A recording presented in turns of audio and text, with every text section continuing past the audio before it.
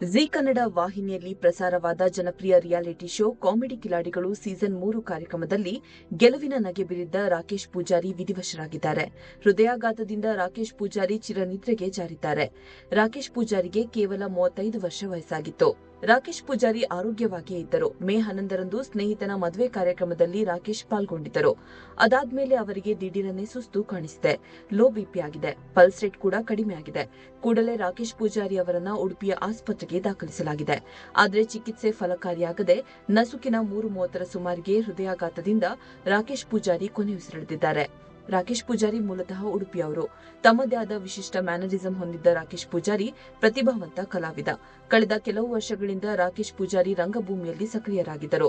Comedy ಕಿಲಾಡಿಗಳು reality ಶೋನಿಂದ Rakesh Poojary ಕನ್ನಡಿಗರ ಮನೆ ಮಾತಾದರು. Comedy ಕಿಲಾಡಿಗಳು season 3 ಕಾರ್ಯಕ್ರಮದಲ್ಲಿ ಸ್ಪರ್ಧಿಸಿ ವಿವಿಧ ಅವತಾರಗಳನ್ನು ತಾಳಿ ಕನ್ನಡ ವೀಕ್ಷಕರನ್ನ ನಗೆಗಡಲಲ್ಲಿ ತೇಲಿಸಿದರು.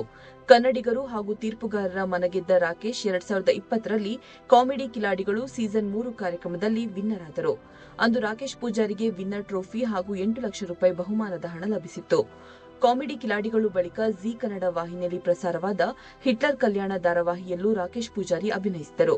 ಕನ್ನಡದ ಪೈಲ್ವಾನ್, ಇದು ಎಂತಾ ಲೋಕವಯ್ಯ ಸಿನಿಮಾಗಳಲ್ಲಿ ರಾಕೇಶ್ ನಟಿಸಿದ್ದಾರೆ. ತುಳುಭಾಷೆಯ ಪೆಟ್ಕಮ್ಮಿ, ಅಮೇರ್ ಪೊಲೀಸ್ ಸಿನಿಮಾಗಳಲ್ಲೂ ರಾಕೇಶ್ ಪೂಜಾರಿ ಮಿಂಚಿದ್ದಾರೆ.